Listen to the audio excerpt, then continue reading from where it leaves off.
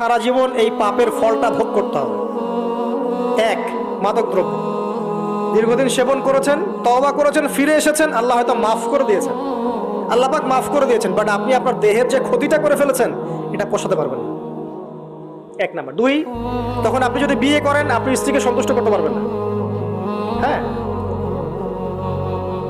দুই নাম্বার হচ্ছে এই যে গোপনে যুবকরা যে পাপটা করে, মাস্টারবেশন, যেটাকে আমরা বলি হস্তমৈথুন, এই পাপ যেসব যুবকরা করছে বা করে, এবং অ্যাভেলেবেল এই পাপটা সবাই করে, কারণ এখন পর্নের যুগ, পর্ন দেখলে তো আর কোনো উপায় নাই, তখন তো এই পথেই যেতে হচ্ছে, নিজের উপরে নিজেকে জুলুম করতে হচ্ছে।